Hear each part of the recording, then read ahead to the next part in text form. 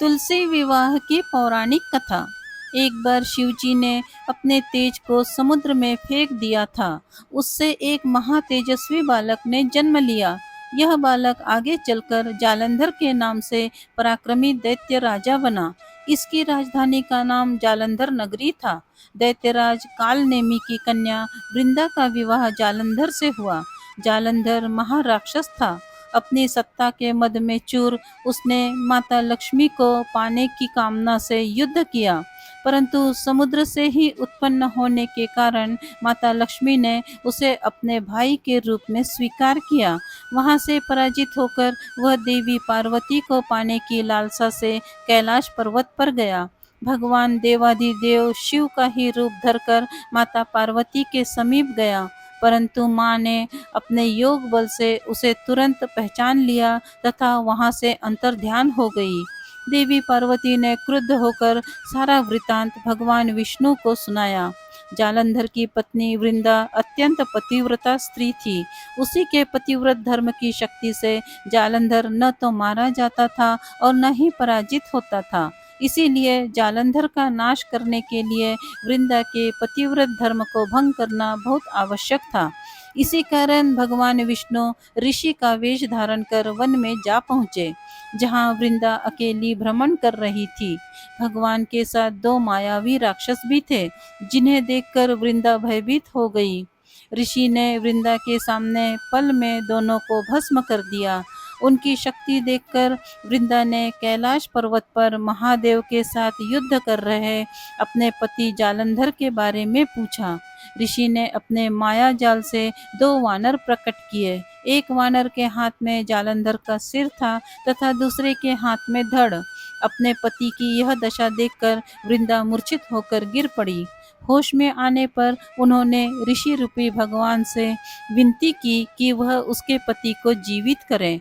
भगवान ने अपनी माया से पुनः जालंधर का सिर धड़ से जोड़ दिया, परंतु स्वयं भी वह उसी शरीर में प्रवेश कर गए।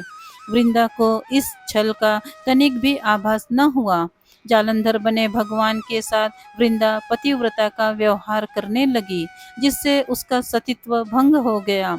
ऐसा होते ही वृंदा का पति जालंधर युद्ध में हार गया।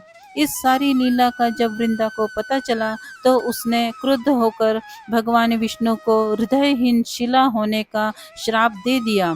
अपने भक्त के श्राप को भगवान विष्णु ने स्वीकार किया और शालिग्राम पत्थर बन गए। सृष्टि के पालनकर्ता के पत्थर बन जाने से ब्रह्मांड में असंतुलन की स्थिति हो गई।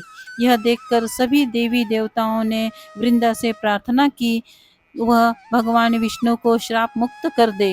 वृंदा ने भगवान विष्णु को श्राप मुक्त कर स्वयं आत्मदाह कर लिया।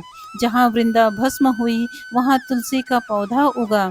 भगवान विष्णु ने वृंदा से कहा, हे वृंदा, तुम अपने सतीत्व के कारण मुझे लक्ष्मी से भी अधिक प्रिय हो गई हो। अब तुम तुलसी के रूप में सदा मेरे साथ रहोगी। तब से हर साल कार्तिक महीने के देव उठावनी एकादशी का दिन तुलसी विवाह के रूप में मनाया जाता है।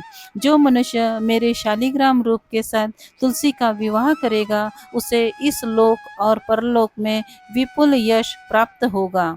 उसी दैत्य जालंधर की यह भूमि जलंधर नाम से विख्यात है। सती वृंदा का मंदिर मोहल्ला कोट किशनचंद में स्थित है। कहते हैं कि इस स्थान पर एक प्राचीन गुफा भी थी जो सीधी हरिद्वार तक जाती थी। सच्चे मन से 40 दिन तक सती वृंदा देवी के मंदिर में पूजा करने से सभी मनोरथ पूर्ण होते हैं। जिस घर में तुलसी होती है वहाँ यम के दूत भी असमय नहीं जा सकते। मृत्यु के समय जिसके प्राण मंजरी रहित तुलसी और गंगा जल मुख में रखकर निकल जाते हैं, वह पापों से मुक्त होकर बैकुंठ धाम को प्राप्त होता है।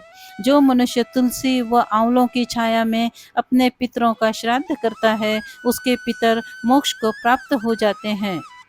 यदि आपको ये पौराणिक कहानी अच्छी लगी हो तो प्लीज़ इसे लाइक करें, शेयर करें और इस चैनल को सब्सक्राइब करें। धन्यवाद।